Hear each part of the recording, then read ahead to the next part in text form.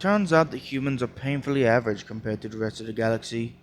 This fact is so embarrassing that humanity starts rapidly advancing technology just to show those aliens who's boss. The superhuman stands before the alien, their arms held stiffly at their sides like they are an action figure.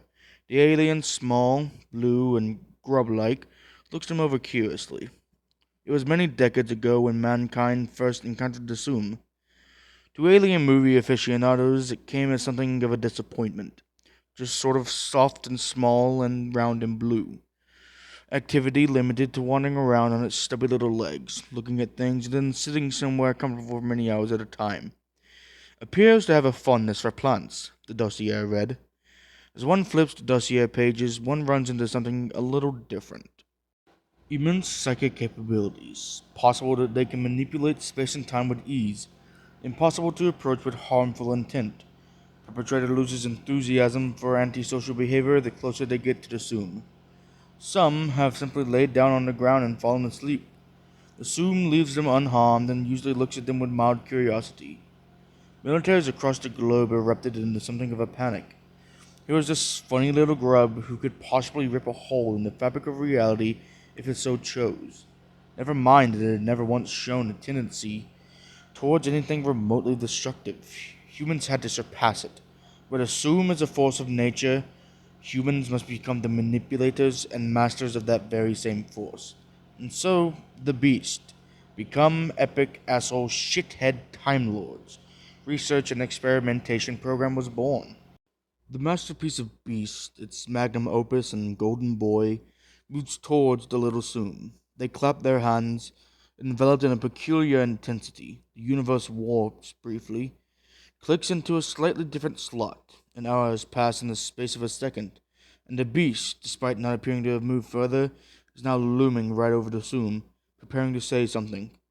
You guys thought you could rub it in our faces. Well, we're gonna show you what the bad boys of the multiverse can do.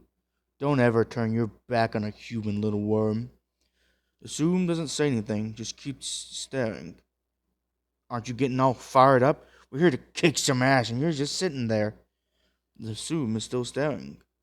Suddenly, a blast of illumination clears out every thought in the beast's consciousness. In its wake, a new thought forms. It is recognizably not their own. It says, Human, you have breached frontier after frontier, gone where nobody else has gone before, to expand the limits of your abilities. We see the resources you have poured into proving yourselves equal, if not superior, to all other denizens of the multiverse. We see the countless tortured, silenced, and dead. We hear the silent screams and the desperate pleas. We see that you, in the tradition of your kind, have used every choice made available to you to pursue power at the expense of the most powerless in your societies.